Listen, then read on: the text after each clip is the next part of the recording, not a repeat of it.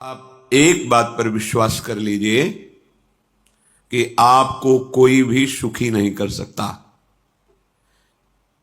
यदि आपको कोई सुखी कर सकता है तो आप हैं।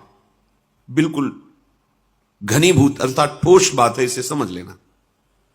यदि आप अपने विचार के द्वारा, विवेक के द्वारा अधर्माचरणों का त्याग करके धर्म पूर्वक जीवन व्यतीत करते हुए भगवान नाम जप करते हैं तो पूर्व पाप कर्म के अनुसार जब देह रचा गया तो उसमें जो प्रारब्ध दुख सुख का है वो तो आएगा, पर आपको परास्त नहीं कर पाएगा। और आगे आपके लिए महासुख है जो दुख और सुख दोनों से परे है। अखंड प्रसन्नता, अखंड आनंद, वो केवल आपके करने से होगा। उपदेश मिल सकते हैं, मार्ग बताया जा सकता है, आपको सहयोग मिल सकता है, पर चलना आपको होगा। यदि आप नहीं चले तो ये कहीं भ्रम हो कि मैं कहीं जाऊं और मेरी दुख निवृत्ति हो जाए, तो इस भ्रम को छोड़ देना आप। क्योंकि हम आप तो बहुत छोटे जीव हैं, अर्थात बहुत लघु तपस्या, लघु पुण्य वाले हैं। हम उन महापुरुषों की बात करते हैं जिन्होंने आजीवन ऐसा तप संचय किया, फिर भी उनके शरीर में भारी से भारी दुख देखे गए। ये दुख और सुख एक भ्रमात्मक इंद्रजाल है माया का, ना दुख है न सुख है। जैसे जो सपने सिर काटे कोई, बिन जागे दुख दूर न होई। ऐसे स्वप्न में तुम चक्रवर्ती सम्राट बन जाओ तो जगने पर तुम थोड़ी रहोगे, तुम जो हो वही होगे। हम भगवान के चिदानंद अंश हैं। ये भूलकर हम अपने को स्त्री पुरुष, अच्छा बुरा, धनी निर्धन, दुखी सुखी आदि आदि बहुत सा प्रपंच है, इसे हम अपने दिमाग में बैठा लिया है। जब तक आप ये प्रपंच नहीं छोड़ोगे तब तक आपको सुखी कोई कर ही नहीं सकता, क्योंकि दुखालयम नाशवान संसार का तो तुमने अस्तित्व रखा है। अगर ये किसी के दूर करने से होता तो स्वयं जगत गुरु परब्रह्म परमात्म तत्व भगवान श्री कृष्ण सामने हैं और अर्जुन को कह रहे हैं, मात्रा स्पर्शास्तु कौन्तेय शीतोष्ण सुख दुखदा आगमा पाइनो अनित्यास्ता स्थितिक्षस्व भारत। हे भारत, हे अर्जुन, ये आने जाने वाले अनुकूलता प्रतिकूलता, गर्मी शीतलता, अर्थात काम क्रोध लोभ मोह मद मत्सर अपमान निंदा, ये सब ताप पहुंचाते हैं। अनुकूलता सम्मान यश कीर्ति धन वैभव, मानी हुई मान्यता, ये सब शीतलता पहुंचाते हैं। ये उष्णता और शीतलता, अनुकूलता और प्रतिकूलता आने जाने वाले हैं। भगवान ये नहीं कह रहे मैं मिटा दूंगा, कह रहे तास तितिक्षस्व भारत। हे अर्जुन, ये तुम्हें सहना होगा। यदि तुम इससे सह गए तो तुम्हारे हृदय में ऐसी स्थिति प्रकट हो जाएगी कि फिर ये स्पर्श भी नहीं कर पाएंगे। सहने से तुम्हारी भक्ति बढ़ेगी, तुम्हारा चिंतन बढ़ेगा, तुम्हारा स्मरण बढ़ेगा। सत्य वस्तु के लिए, सत्य तत्व के लिए तुम सुखी हो जाओगे। बिल्कुल खुली बात। आडंबर नाटक पाखंड इसकी जरूरत नहीं है। प्राकृतिक भोगों में सुख बुद्धि, देहाभिमान, विद्यारूप महत्व कुल धन यौवन अभिमान, यही तुम्हारे दुख का मूल है और ये कोई दूसरा नहीं हटा सकता। ये तुम्हें अपने विवेक सत्संग से प्राप्त हुए विवेक के द्वारा, शास्त्र स्वाध्याय से प्राप्त हुए विवेक के द्वारा इसे तुम्हें त्यागना है। दुख तुम पकड़े हो तो छुड़ा कौन सकता है? छुड़ाना तो आपको ही पड़ेगा। अगर कोई वादा करता है कि मैं आपको दुख रहित कर दूंगा, मुझे आज तक समझ में नहीं आया। दुख रहित होने का जो उपाय है वो गुरुजन महापुरुष संत जन बताते हैं कि जब चारों ओर अंधेरा छा रहा हो, कोई अपना न दिखाई दे रहा हो, केवल दुख ही दुख, अशांति ही अशांति, उस समय आप देखिएगा कोई एक है जो आपको बहुत प्यार कर रहा है। वो हमारे प्रभु हैं। आप जिनकी तरफ पीठ किए हो और जहां दुख है उधर मुख किए हो, वापस घूमो, सन्मुख होइएगा। सन्मुख होए जीव मोहि जब वहीं, जन्म कोटि अघनाशों तबहि। करोड़ों जन्मों के पाप नष्ट कर देते हैं भगवान। जहां प्रभु की तरफ हुए तो पता चला बहुत जन्मों से बिछुड़ा था, वो मेरे स्वामी मिल गए। भारी से भारी संकट की निवृत्ति के लिए एकमात्र उपाय है भगवान श्री हरि का आश्रय, उनके नाम का जप। सत्य मान लीजिए, आडंबर से कुछ नहीं होना। चाहे जितने जंतुर बांध लो, चाहे जितना जो कुछ जादू टोना जो मन आवे सो कर लो, बारी मथे घृत होए बरु शिकताते बरु तेल, बिनु हरि भजन न भवतरी यह सिद्धांत अपेल, विनिश्चितम बदामिते नान्यथा वचांस में हरि भजंती। अटल बात है, यदि भजन नहीं करोगे तो तुम्हें कोई सुखी नहीं कर सकता। तात्कालिक आपको ऐसा लग सकता है मेरा काम बन गया, नहीं, वो तत्कालिक है। हमारा काम बनना तो तब होगा जो हमारा आवागमन मिट जाए, सदा सदा के लिए मुझे ऐसी वस्तु प्राप्त हो जाए कि जहां चाह ही खत्म हो गई, जहां दुख ही खत्म हो गया। वो हमारा स्वरूप है, वो हमारे आराध्य देव हैं। प्रार्थना मान लीजिए, भटकाव से बचिए। ये कलिकाल मलायतन मन कर देख विचार, श्री रघुनाथ नाम बिन नाहिन आन आधार। महापुरुषों ने स्पष्ट कहा है, ये मलायतन मल का आगार है। मल माने कामना, नाना प्रकार की वासना, भ्रष्ट आचरण, छल कपट, दंभ पाखंड, बोलबाला, इसका एकमात्र श्री भगवान का नाम आधार है। जो चाहत है नित्य सुख अरु मन को विश्राम, तो हित ध्रुव हित सो भजत रहो पल पल, श्यामा श्याम श्यामा श्याम श्यामा श्याम। यदि सच्चिदानंद शाश्वत सुख चाहते हो, जहां से कभी हटना ना पड़े, केवल सुख ही सुख है, आनंद ही आनंद है, और मन का विश्राम चाहते हो कि भाग दौड़ मन की मिट जाए, तो बस प्रेम से बोलते रहो श्यामा श्याम श्यामा श्याम, राधे श्याम, राधा राधा राधा वल्लभ। ये बड़ी शोध करके महापुरुषों ने बात कही है। यदि आप भजन नहीं करते तो आप दिमाग में लिख लीजिए, चाहे अपनी नित्य डायरी में लिख लीजिए, जो आप दिनचर्या लिखते हैं। आपको कहीं भी कभी भी कोई भी सुखी नहीं कर सकता। गांठ बांध लीजिए, भटकने की जरूरत नहीं है। और यदि नाम जप करने लगे, धर्माचरण करने लगे, तो तुम आशीर्वाद देने वाले बन जाओगे। सातरति सातरति सा लोकांतारयति। ध्यान दीजिए, वो तर जाता है, वह तर जाता है, वो लोगों को तार देता है। जब पृथ्वी में भयंकर पापाचरण की वृद्धि हुई, असुरों के द्वारा प्रेरित होकर के जहां भी धर्माचरण, नाम कीर्तन, यज्ञ हवन होम ऋषि मुनि विध्वंस कर दो, क्या हुआ? कोई दूसरा दिखाई दिया क्या? नहीं, किसी की सामर्थ्य नहीं थी। सब मिलकर के ब्रह्मा जी के पास गए, जो ईश्वर कोटि के महापुरुष, सबने ब्रह्मा जी से प्रार्थना की। ब्रह्मा जी ने कहा, हम भी जिनके सेवक हैं, वही प्रभु अब हमारे दुख का निवारण कर सकते हैं। सोचो, आप किसी और से दुख निवृत्त कराना चाहते हैं? जिसने सृष्टि बनाई है, भगवान ब्रह्मा जी भी कह रहे हैं, मैं जिनके सेवक हूं, वही प्रभु हमारे और आप सबके दुखों का निवारण करते हैं। तो आपको समझ में नहीं आ रहा कि एकमात्र भगवान श्री हरि ही हमारे दुख का निवारण कर सकते हैं। हमें कहीं भागने दौड़ने की जरूरत नहीं है। साधु समागम इसलिए किया जाता है कि हृदय पवित्र हो जाए। पवित्र हृदय की पहचान बुद्धि में विवेक का प्रादुर्भाव हो जाए, और विवेक से मोह का नाश करके हम निरंतर प्रभु के प्रेम में डूबे, भजन में डूबे। सबने एक साथ मिलकर के विचार किया कि महासुख सिंधु प्रभु से विनय करनी तो कहां जाया जाए? वैकुंठ चले, किसी ने कहा क्षीर सागर चले। अपनी अपनी भावना व्यक्त कर रहे थे। तेहि समाज गिरजा में रहेऊ, अवसर पाई वचन एक कहेऊ, हरि व्यापक सर्वत्र समाना, प्रेम ते प्रगट होई मैं जाना। हे गिरिजा, परम वैष्णवाचार्य भगवान महादेव जी कहते हैं, उस देव समुदाय में हम भी थे। हमने कहा कि हमारे तो हृदय में बात ऐसी आती है कि कहीं भागने की जरूरत नहीं है। हरि व्यापक सर्वत्र समाना, जैसे वो वैकुंठ में विराजमान है, क्षीर समुद्र में विराजमान है, ऐसे कण कण में विराजमान है।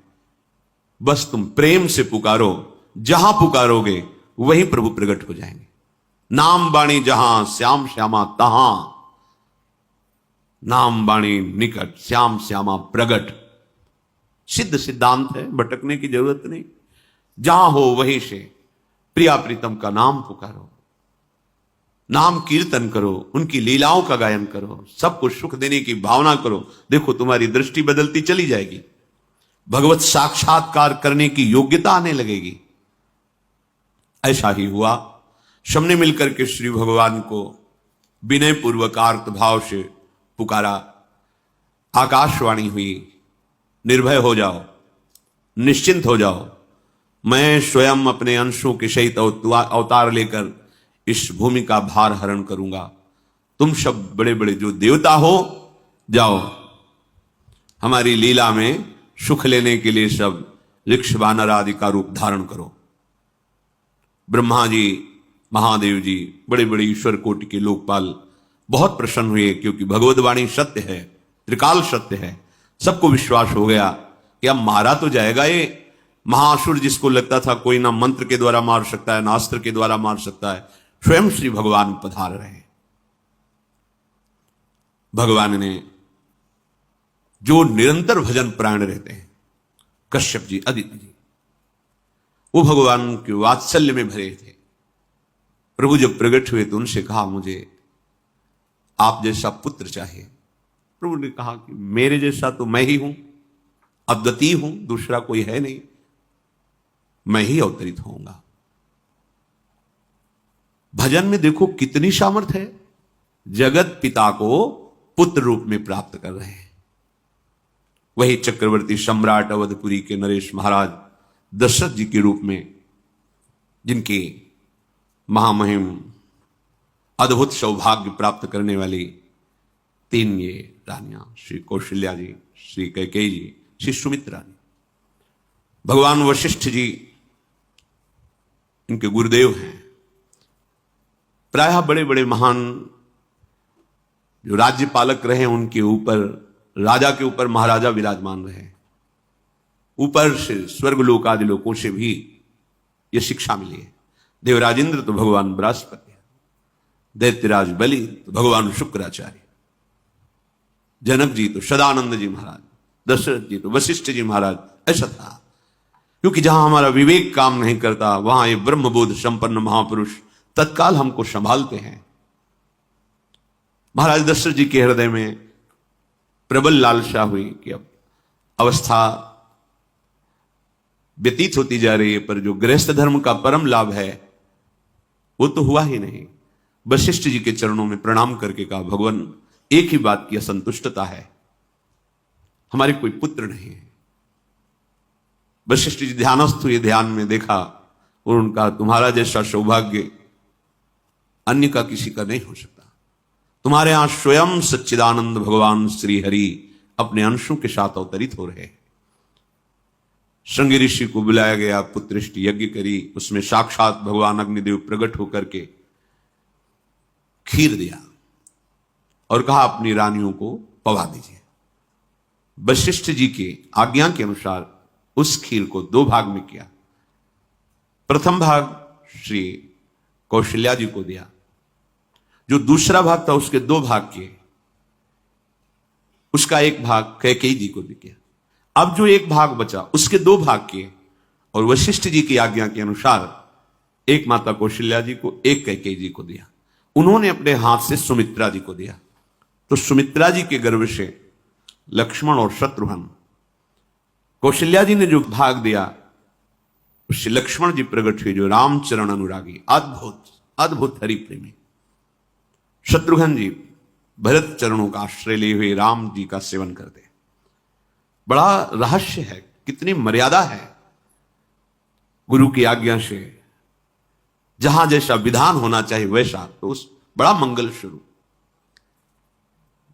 ये महामहिम जगत पावन करने वाली माताएं मानो अपने गर्भ में अखिल ब्रह्मांडों के स्वामी को धारण किए हुए हैं। जिनके गर्भ में अनंत ब्रह्मांड वास करते हैं, उन प्रभु को अपने गर्भ में धारण करने का अनुभव कर रहे हैं। महाराज दशरथ बहुत प्रसन्न है। ये जीवन का परम लाभ है। प्रभु हमारे कोई भी हो, माता पिता भाई बंधु सखा पति प्रीतम पुत्र, कुछ भी, ये तो ऐसे करुणा में कोई भाव रख लो और गाढ़ भाव कर लो तो आपको अनुभव कराने लगेंगे। जिस भाव से आप देखोगे कैसा सुख महाराज दशरथ जी को हो रहा होगा, जिनको गुरुदेव से पता है कि स्वयं भगवान पधार रहे। प्रतिपल इनके दर्शन करके कौशल्या जी, कैकेयी जी, सुमित्रा जी के प्रेम पुलकित रहते हैं। दशरथ जी अहो भाग्य, साक्षात भगवान पधार रहे। समय व्यतीत हुआ, जोग लगन गृह बार तिथि सकल भये अनुकूल, चर अरु अचर हर्ष जुत राम जन्म सुख मूल। ठीक योग लगन ग्रह वार तिथि सब अनुकूल हो गई। कब? जिसके हृदय में प्रभु का प्रकाश हो जाता है, जो प्रभु के भजन में रहता है, तो योग लगन ग्रह वार तिथि नक्षत्र सब अनुकूल हो जाते हैं। जो पे कृष्ण चरण मन अर्पित तो करी है का नवग्रह रंग। सब ग्रह नक्षत्र वार तिथि ये जितने भी विघ्न कारक या शुभ कारक है, ये सब शासन में रहते हैं। जिसके हृदय में भगवान नाम चल, जिते विनायक शुभ अशुभ ये विघ्न करे नहीं कोई, क्योंकि भगवान का नाम चल रहा है, हृदय में भगवान प्रकाशित हो गए हैं, परमानंद अनुभव होता है। ऐसे भगवान जगत में प्रकट हो रहे हैं। ये तो कभी कभी अवतार होता है, पर ये अवतार होता ही रहता है। भगत के हृदय रूपी महल में अवतार होता रहता है। जो निरंतर भगवत चिंतन परायण अपने अहम को भगवान के चरणों में समर्पित किया तो भय प्रकट कृपाला, यही हृदय में प्रकाशित हो जाते हैं। हृदय में ही दिव्य वृंदावन प्रिया प्रीतम दिव्य लीला। चैत्र का महीना, नवमी तिथि, शुक्ल पक्ष, अभिजीत मुहूर्त, ठीक दोपहर का समय 12 बजे। सब लोगों को परमानंद प्रदान करने वाले प्रभु पधारे। शीतल मंद सुगंधित वायु बह रही है, देवताओं की दुंदुभियां बज रही, पुष्पों की वर्षा हो रही। बड़े बड़े ऋषि मुनि नृत्य कर उठे, जैसे साधना का फल मिलता है हृदय आनंद में। आज समस्त साधनाओं के फल स्वयं मंगल मूर्ति प्रभु पधार रहे। सब महात्माओं का, संतों का हृदय अलौकिक आनंद से भरा हुआ है। पृथ्वी जितनी दिव्यता है सब प्रकाशित कर दी। रस भरे फल, औषधियां, दिव्य मणियां, रत्न जो छुपाए हुए अपने गर्भ में थी, प्रभु आ रहे, सब प्रकाशित कर दी। जलधाराएं जो सूखी हुई थी वो भी।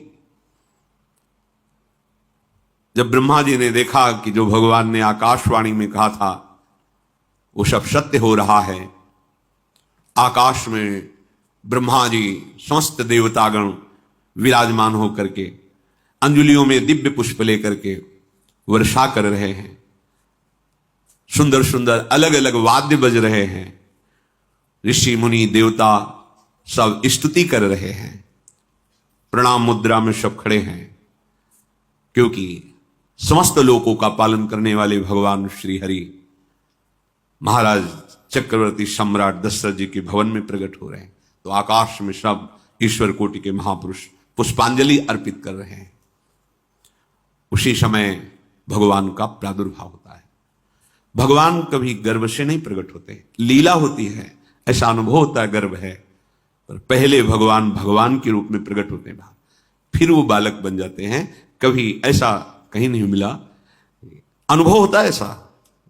समय से गर्भ रहा, समय से गर्भ बढ़ा, ऐसा अनुभव होता है, पर भगवान प्रकट होते हैं। इसीलिए भय प्रगट कृपाला दीन दयाला कौशल्या हितकारी हर्षित महतारी मुनि मनहारी अद्भुत रूप विचारी लोचन अभिरामा तनु घन श्यामा निज आयुध भुज चारी भूषण बनमाला नयन विशाला शोभा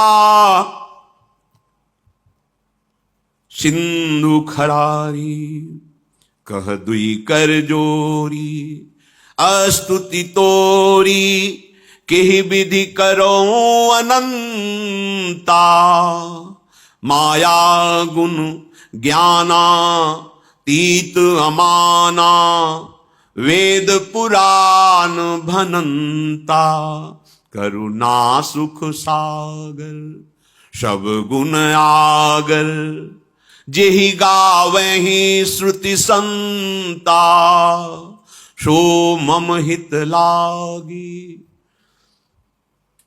जन अनुरागी भयउ प्रगट श्रीकंता ब्रह्मांड निकाया निर्मित माया रोम रोम प्रतिवेद कहे मम उर्षो बाशी यह उपहासी सुनत धीर मति थिर न रहे उपजा जब ज्ञाना प्रभु मुस्काना चरित बहुत विधि कीनी चहे कही कथा सुहाई मातु बुझाई जेहि प्रकार सुत प्रेम लहे। दीनों पर दया करने वाले, बात समझिए। बहुत तपस्या है, बहुत गुण है, बहुत बड़े साधक हो, बहुत बात अभी नहीं बनी। दीनों पर दया करने वाले। अगर हमारा भजन साधन बन रहा है, हमें भगवत चर्चा कथन श्रवण का सौभाग्य, धाम नाम रूप लीला, ये मेरे प्रभु की हेतु की कृपा है। आप एक बार भी राधा नहीं बोल सकते, कृष्ण नहीं बोल सकते, एक मिनट भी आप नहीं आ सकते, ये केवल मेरी लाडली की कृपा है। हृदय में किंचन मात्र गर्व नहीं, अभिमान नहीं।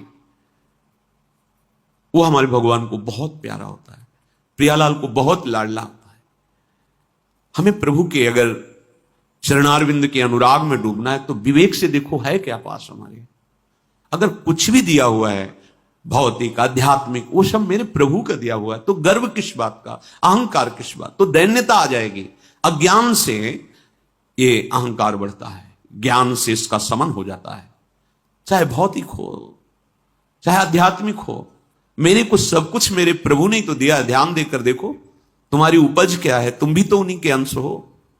न तुमने शरीर बनाया, न संसार बनाया, तो फिर अध्यात्म तो भौतिक अध्यात्म सब कुछ मेरे प्रभु का दिया हुआ है, सब कुछ प्रभु में है, तो फिर अहंकार किस बात का, दैन्य हो जाओ।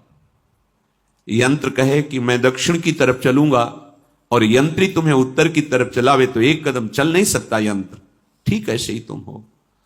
पर यह ज्ञान ना होने के कारण अहम वृत्ति को स्वीकार करके मनमानी आचरणों में उतर गए। अब तुम्हारा यंत्री माया हुई, यंत्रारूढ़ानि मम माया। और यदि भगवद आज्ञा का पालन करते हुए भजन परायण, तो आप भगवान के हाथ के यंत्र बन जाओगे, महासुख में निमग्न हो जाओगे। जो दीनों पर सदैव दुलार करते हैं, माता कौशल्या जी को परम सुख देने वाले प्रभु प्रकट हुए। मुनियों के मन का हरण करने वाले प्रभु को सामने देख करके कौशल्या जी आनंद मगन हो गई। प्रभु कहां? सामने। आनंद क्यों मगन? नेत्रों से अश्रुधारा चल रही कौशल्या जी के सामने देखा, श्याम सुंदर विराजमान है, लोचन अभिरामा तनु घन श्यामा। ऐसी अद्भुत श्यामता त्रिभुवन में नहीं, ब्रह्मा जी की बनाई हुई नहीं कोई ऐसी श्यामता जिससे उदाहरण दिया जाए कि प्रभु के श्रीअंग की श्यामता कैसी है। वो बस संकेत के लिए चंद्रशाखा न्याय के अनुसार भले कह दे, नहीं प्राकृतिक ऐसी रचना ही नहीं है जो हमारे प्रभु की इंद्रनीलमणि श्याम मनोहर, वो है ही नहीं। वो सामने देख रही कौशल्या जी।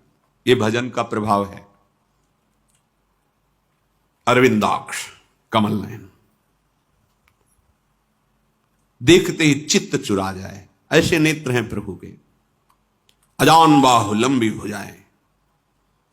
और जब प्रभु जहां प्रकट होते हैं, चाहे वो कंस कारागार हो या अवधपति का महल हो, पहले वैभव से प्रकट होते हैं। ऐश्वर्य स्वरूप, समस्त आयुध, समस्त वैभव, दिव्य आभूषण, बनमाला, चार भुजाएं, शोभा के समुद्र, आसुरी वृत्तियों का, भावों का, व्यक्तियों का नाश करने के लिए प्रभु प्रकट हुए हैं। इसीलिए प्रभु से भी बढ़कर प्रभु का नाम है। वो व्यक्ति का नाश नहीं करता, वो वृत्ति का नाश करके भगवत दासत्व प्रदान कर देता है। बहुत अपार महिमा भगवान नाम की है, प्रभु के नाम की है। प्रभु प्रकट होते हैं तो दुष्टों का विनाश करते हैं, लेकिन प्रभु का नाम जिसके हृदय में प्रकट होता है दुष्टता का नाश करके उसे जगत पावन करने वाला बना देता है। तीर्थी कुर्वन्ति तीर्थानि, वो जहां चरण रख दे उसे निष्पाप कर देता है। भूमि को, वायु को निष्पाप कर देता है जिसकी जिह्वा पे नाम चलता है। मैया ने देखा, कौशल्या जी ने, जगत के स्वामी सामने विराजमान, दोनों हाथ जुड़ गए। हे अनंत, मैं कैसे आपकी स्तुति करूं?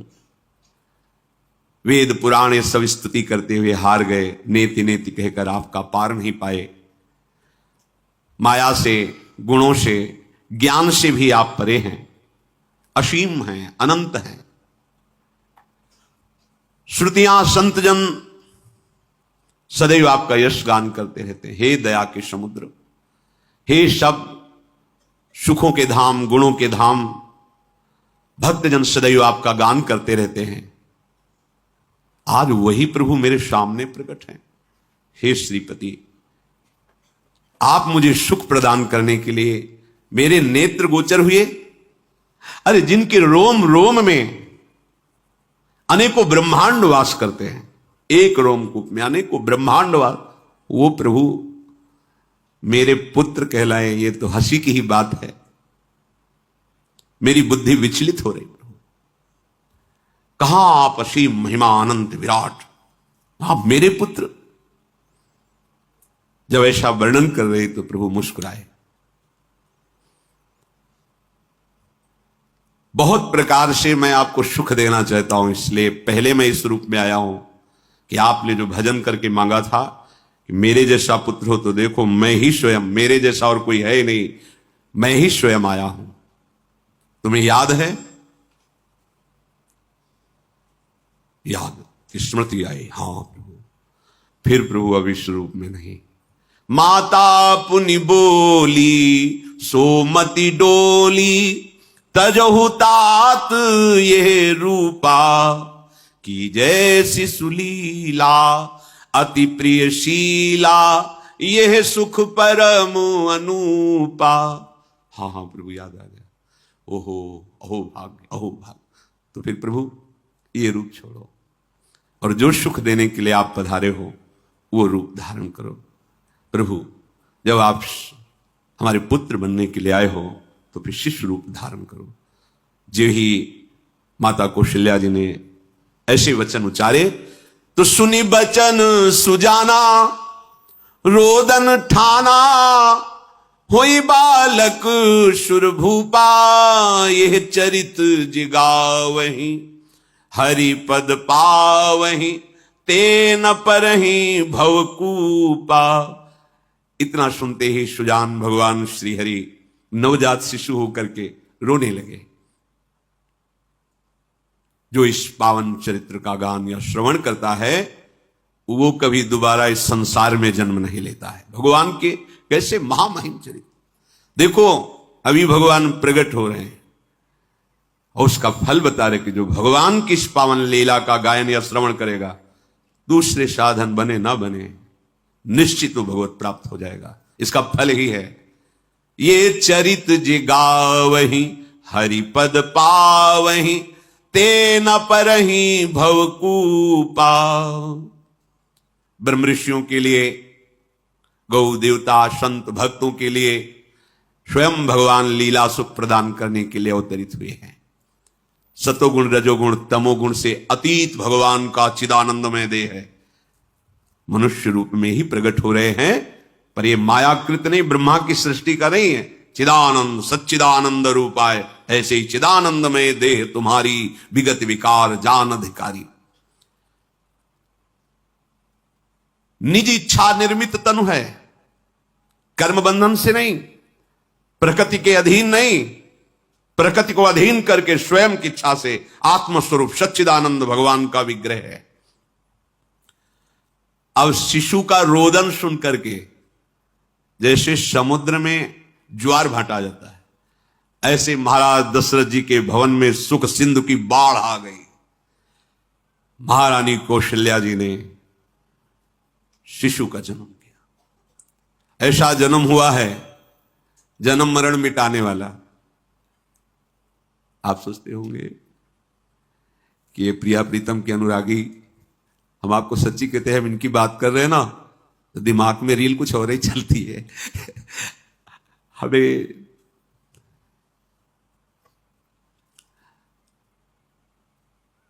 आनंद की उमगन मेरे प्रभु है। कल जब इस प्रसंग का गायन करना है तो थोड़ा चिंतन कर रहे थे, तो जब जनकपुर की सीमा में भगवान विश्वामित्र जी के साथ पधारते आगे प्रसंग आएगा, और जानकी जी जब पुष्प वाटिका में प्रभु की जब दृष्टि पड़ती है और दोनों दृष्टि मिलती है, तो उस समय दिखाई दे रहा था इतना भी अंतर नहीं था, इतना भी अंतर नहीं था। तो बता रहे प्रिया प्रीतम, इतना भी अंतर, उनके जब नेत्रों में केवल देख रहे थे तो वही नेत्र थे, रूप और स्थान अलग था, लेकिन नेत्रों में वही था जो देखते, जो यहां देखते वही वहां दिखाई दे रहा था। दोनों नेत्रों में पहचान हो जाती, जैसे अपना पति है ना, और वो किसी सुंदर नाटक में वो किसी दूसरे का पति बन करके स्वांग कर रहा हो तो उसको जलन थोड़ी होती है, उसको लगता है कि मेरा प्रीतम कितना अभिनय में प्रवीण है, ओहो मेरा प्रीतम, मेरा प्रीतम। वो आनंदित होती है उसे देख के, मेरा प्रीतम अभिनय में कितना प्रवीण है। उपासक अपनी ही धारा में रहे।